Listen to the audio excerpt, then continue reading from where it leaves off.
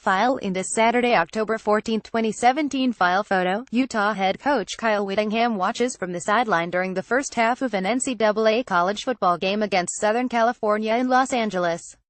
Faced with a decision to kick an extra point to tie or go for two and the lead late in games last weekend, two college football coaches did not hesitate to basically put it all one play instead of trying to get to overtime. It would have been a gamble to kick the extra point, said Utah coach Kyle Whittingham, whose team failed to convert with 42 seconds left in the fourth quarter and lost 2,827 at Southern California last Saturday night. Kelvin Kuo, file Associated Press faced with the decision to kick an extra point to tie or go for two and the lead late in games last weekend, two college football coaches did not hesitate to basically put it all one play instead of trying to get to overtime. Aggressive, sure. Calculated, absolutely. Risky, no way. Long before a coach makes that critical call, he has assessed everything from his players to his playbook. There is nothing spur of the moment about the decision. In fact, it could have been made in a meeting room days before. So while it might have looked as if Utah and Eastern Michigan gambled and lost when their two-point plays failed, the coaches who made those calls say the percentages were on their side.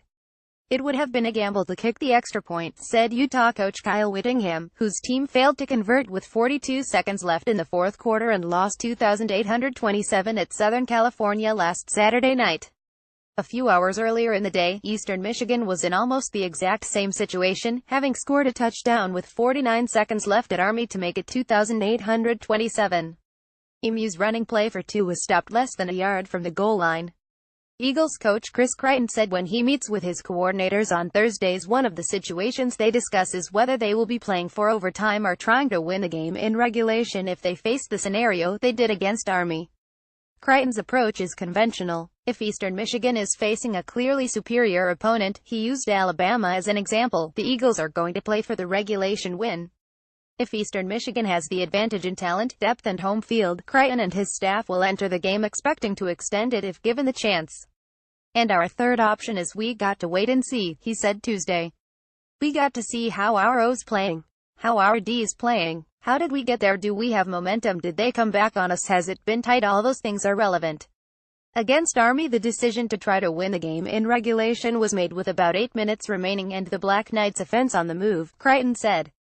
At the point it was 21-all and Crichton knew that Army's methodical pace could leave Eastern Michigan with only one more possession.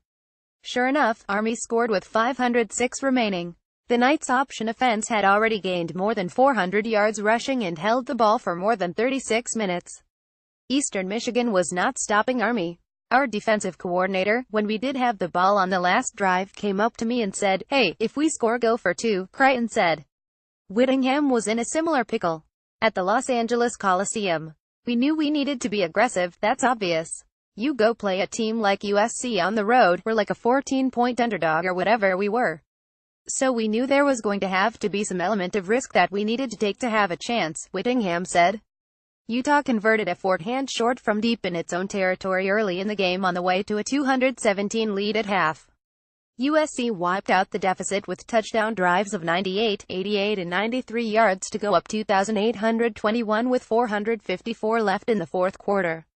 The Trojans' offense had already run 80 plays when Utah took what turned out to be its last possession. Whittingham had a worn-down defense, and adding to his problems, an offense that has struggled in the red zone all season. No Pac-12 team has converted a lower percentage of its drives inside the opponent's 20 into touchdowns than Utah at 47%. And college football overtime is essentially played in the red zone. When the Utes' last drive started, the decision had already been made to go for two if they scored with less than a minute left in regulation. Whittingham is also a believer in advanced analytics, which have helped him become more confident and decisive about his game management decisions. Utah uses data provided by a company called Championship Analytics, Inc., to aid with game management. The data, Whittingham said, was in favor of going for two. Crichton, who was once a play caller, said sometimes the decision comes down to whether you think you have a good call. Knowing for sure what the defensive front and coverage is going to be, so you just know you gotta play, he said. Or saying, gosh, we've used our two-point play already.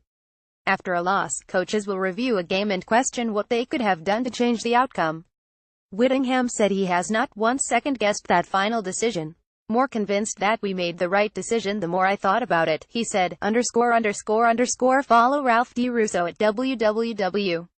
Twitter.com _More college football coverage http collegefootball.app.org and www.twitter.com _top 25 Copyright 2017 The Associated Press.